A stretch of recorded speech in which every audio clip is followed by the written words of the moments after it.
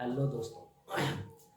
दोस्तों, आज मैं फिर से अपने ट्रिग्नोमेट्री के उस सीरीज को कंटिन्यू करने वाला हूं। बीच में कुछ वीडियोस नहीं आ रहे थे मेरे, क्योंकि मेरी तबीयत कुछ ठीक नहीं थी बीच में, इसीलिए मैं अब वीडियो अपलोड नहीं कर पा रहा था। पर अब मैं फिट हो गया हूं और आपके लिए मैं फिर से चैप्टर वाइज वीडियो, जो मैंने जैसा कि आप लोगों से वादा किया था कि मैं देता रहूँगा, आज उसकी शुरुआत मैंने कर दी है। और बेहद ही महत्वपूर्ण चैप्टर मैंने उठाया है एनसीईआरटी बुक से, क्लास 10 का ट्रिग्नोमेट्री का चैप्टर है 8.1। मैंने यहाँ सब लिख रखा है, क्लास 10 का है एनसीईआरटी बुक, जो जिसमें बच्चे को हमेशा परेशानी होती है कि हम किस प्रकार से सॉल्व करें। वो समझ नहीं पाते हैं कि ऐसे क्वेश्चनों को कैसे हम विद इन अ सेकेंड देखते ही हल कर सकते हैं। आज मैं आपको उस बारे में बताने वाला हूँ। सबसे पहले मैंने इससे पहले ट्रिग्नोमेट्री के कुछ बेसिक रूल्स जो होते हैं और जो बेसिक फंडामेंटल होते हैं उसके बारे में बता रखा है। अगर आपने पहले मेरे वीडियोस को व्यू नहीं किया है तो पहले उनको देख ले, उनके मान को याद कर ले, तब ये वीडियो देखें, आपको ज़्यादा हेल्पफुल होगा। और अगर आपने नहीं देखा और डायरेक्ट इस वीडियो को देख रहे हैं फिर भी आप समझ जाएंगे, पर मैं आपको ये सजेस्ट करूंगा कि पहले उस वीडियो को देख लें, उसके बाद इसको देखें।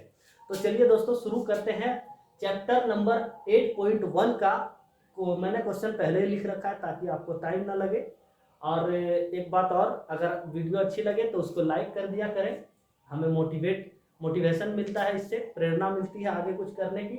और हमारे चैनल में creative maths by Ayaan sir को सब्सक्राइब कर लें। तो देखिए दोस्तों, हमारे पास पहला एक क्वेश्चन दिया हुआ है, त्रिभुज एबीसी जिसका कोण बी समकोण है, ए बी 24 दिया हुआ है और बी सी 7 दिया हुआ है। और हमको फाइंड आउट करने के लिए, निकालने के लिए कहा गया है कि साइन ए और कॉस ए का मान निकालना है, और दूसरा इसमें साइन सी और कॉस सी का मान निकालना है। मैंने पिछले वीडियोस में इनको क्लियर किया है कि कैसे हम ए और सी का जो डिफरेंस है, कैसे हम इसको फाइंड कर सकते हैं, कैसे जानेंगे कि कौन सा कौन कहाँ पर कैसे होगा, उसके बारे में बता रखा है। आप उस वीडियो को देख लें। और यहाँ से तो मैं बता ही रहा हूँ कैसे समझेंगे। अब देखेंगे हम, यहाँ पर हमें वैल्यू ए बी का दे रखा है। मैंने जैसे यहाँ चित्र बनाया है ए बी, आपको दिख रहा होगा, इसका वैल्यू 24 दे रखा है। और बी सी आपको दिख रहा होगा, इसका वैल्यू 7 दे रखा है। और हमको निकालना है साइन ए और कॉस ए। तो आपको पता होगा साइन ए और कॉस ए। साइन ए का अगर हम बात करें तो इसके लिए हम यूज करते हैं, मैंने पिछले वीडियो में ट्रिक के माध्यम से sine cos tan cosec sec cot सब का मान और सबका ये जो फॉर्मूला है, बेसिक फॉर्मूला जो सब जानते भी होंगे, उनको कैसे याद रख सकते हैं, उसको एक ट्रिक के माध्यम से मैंने बताया है, वो देख लें। और मैं डायरेक्टली यहाँ बताने वाला हूँ, उसको फिर से रिपीट नहीं करूंगा, उस वीडियो को आप देख लें। तो यहाँ साइन का हम वैल्यू जानते हैं, साइन के बारे में हम जानते हैं कि इसका एक फॉर्मूला होता है जिसको हम कहते हैं पी बाय एच। साइन का पी बाय एच होता है। कॉस का हम जानते हैं, कॉस का होता है बी बाय एच। पहले एक नंबर का बात करेंगे, फिर हम दूसरे नंबर पर चलेंगे। अब हमें यहाँ पर दिख रहा होगा आपको, साइन ए का वैल्यू निकालने के लिए कहा गया है। और दोस्तों, मैंने पिछले ही वीडियो में बताया है कि अगर कोई हमको इस कोण यानी साइन ए, कोण ए कहाँ दिख रहा है हमको, ऊपर में, अगर जिस कोण को निकालने के लिए कहता है उसके सामने वाला कोण उस त्रिभुज के लिए पी होता है। पी यानी परपेंडिकुलर यानी लंब होता है। तो इस कोण के लिए परपेंडिकुलर यानी पी का मान क्या हो जाएगा 7, और इस कोण के लिए बी का मान क्या हो जाएगा 24। उसी तरह इस यही कोण, क्योंकि cos a निकालना है तो इस कोण के लिए cos a का मान होता है, cos का मान होता है b बाई एच। तो b इस कोण के लिए a के लिए क्या हो जाएगा, इस सामने वाला तो p होता है, तो बगल वाला हमारा b हो जाएगा, और h का h है। अब देखिए, हमें p और b तो मिल जा रहा है पर h नहीं दिया हुआ है, तो हमको पहले h फाइंड आउट करना होगा। आपको हमने पढ़ा रखा है ऑफलाइन क्लासेस में, बहुत ही इजी तरीके से एच स्क्वायर बराबर होता है P square plus B square. आप ये वाले फॉर्मूले को यूज करेंगे और आसानी से एच निकाल लेंगे। एच स्क्वायर, पी स्क्वायर कितना दिया हुआ, पी दिया हुआ है 24, इसका हम स्क्वायर करेंगे, प्लस बी कितना दिया हुआ है तो 7 का स्क्वायर करेंगे। 24 का स्क्वायर करेंगे तो कितना होगा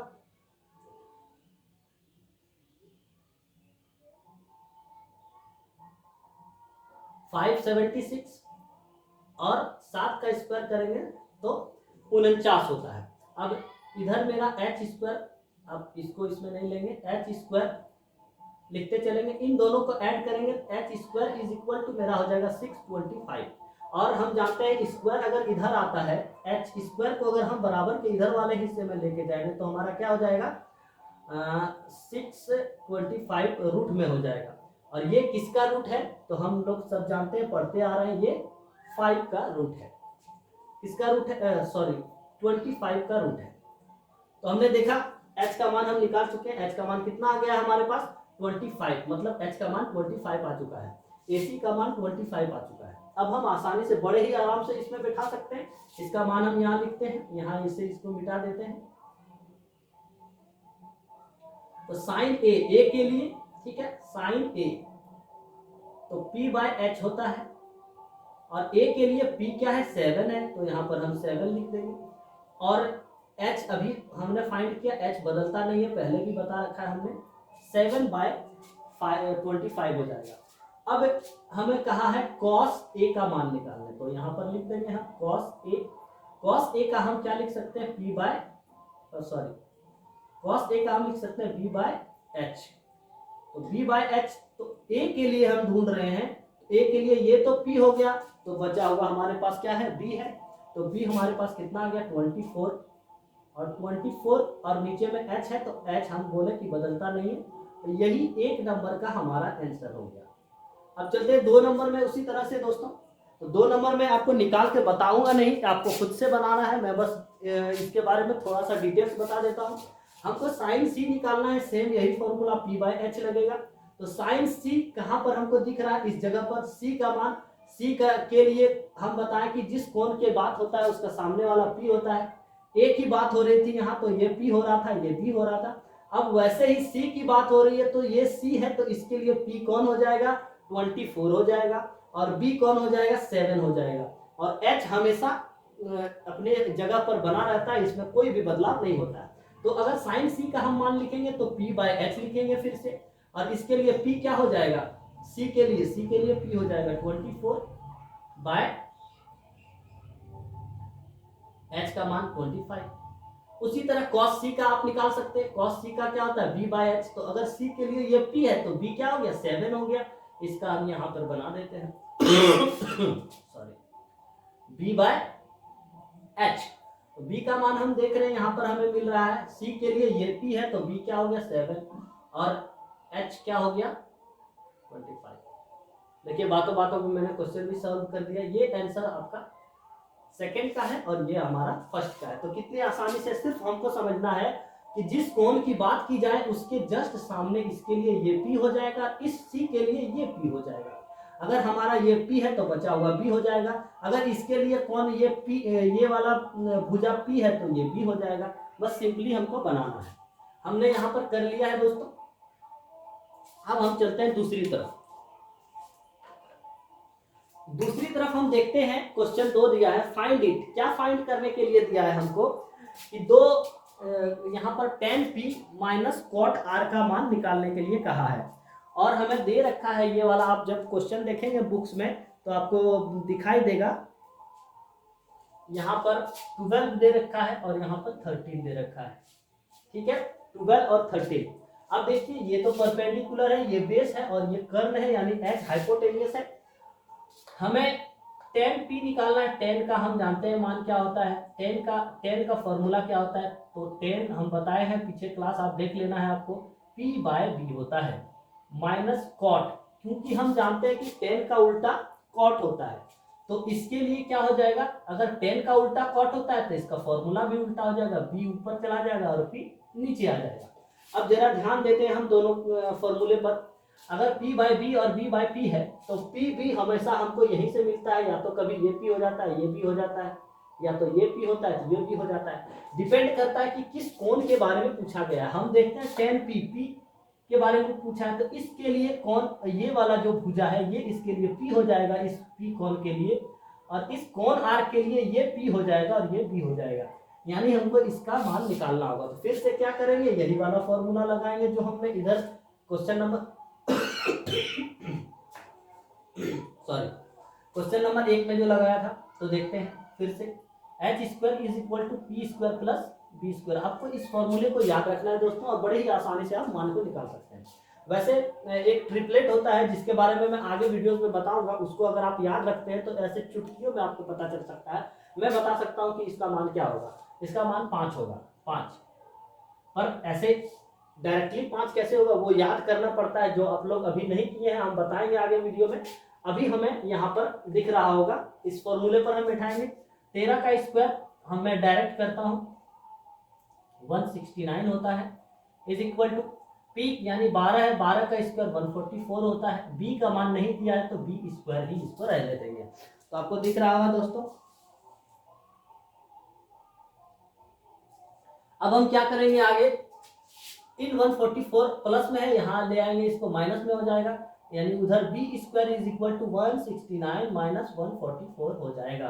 तो इसको आपस में घटा लेते हैं तो क्या होगा, 9 में से 4 जाएगा 5, 6 में से 4 जाएगा 2 और 1 में 1 गया खत्म, यानी B square is equal to 25। अब इस स्क्वायर को अगर बराबर के उधर लेके जाते हैं तो हमने बताया कि स्क्वायर उधर जाके रूट हो जाता है, तो b is equal to under root 25 हो जाएगा। अब अंडर रूट 25 हो गया तो इसका यानी b का मान हमारा क्या आ गया 5, क्योंकि 5 इंटू 5 25 होता है, और मैंने बता रखा है रूट कैसे निकालते हैं वो सभी मैं बताऊंगा, और अच्छे से मैंने ऑफलाइन क्लासेस में बता रखा है। जिन दोस्तों को अगर ऑफलाइन क्लासेस लेनी है तो वो हमसे संपर्क कर सकते हैं, मैसेज कर सकते हैं कमेंट बॉक्स में। तो ये बी का मान हमें मैंने पहले ही बताया 5 होगा, हमने निकाल दिया है यहाँ पर 5। अब हमें निकालना क्या है, tan p minus cot R का मान। अब देखिए tan p minus cot R, tan p minus cot R का मान निकालना है, p by B minus B by P. अब देखिए यहाँ पर tan p पूछा है, tan p के यहाँ पर है, दिख रहा है आपको कौन p, इसके लिए p क्या हो जाएगा 5, तो इस p के जगह पर हम क्या लिखेंगे 5। अब ये p और इस p में अंतर है, ये परपेंडिकुलर वाला p है और ये क्वेश्चन वाला p है, तो p का मान इसके लिए p क्या हो जाएगा, इस कोण p के लिए p सामने वाला होता है बताए हैं, तो p5 और b जो बचा हुआ है ये हो जाएगा माइनस कॉट आर। अब जरा ध्यान देंगे दोस्तों, p यहाँ पर है, यहाँ पर r है, यानी हमको r का मान लेना है। तो अगर इस वाले कोण यानी इस r को हम लेते हैं तो r के सामने क्या है 12, यानी इस r के लिए p क्या हो जाएगा 12 हो जाएगा। अगर ये p है तो नीचे वाला b हो गया, यानी हमारा ऊपर में क्या आ जाएगा 5 और बचा हुआ जो है p हमारा ये 12 हो जाएगा। अब जरा ध्यान देना है 12 12 है, इसको आपस में घटा देना है, तो बड़ा ही आसान है इसको घटाने का। दो एक समान है तो दो में से कोई एक लिखेंगे, और 5 में से 5 यहाँ पर क्या कर देंगे घटा देंगे, तो इज इक्वल टू क्या आ जाएगा 0, और यही हमारा क्या है आंसर है। इसके बाद दोस्तों कुछ क्वेश्चंस हैं जो मैं नेक्स्ट वीडियो में अपलोड करूंगा, तब तक के लिए धन्यवाद। लाइक करें, और एक दो क्वेश्चन और मैं सेकेंड वीडियो में डालूंगा। धन्यवाद।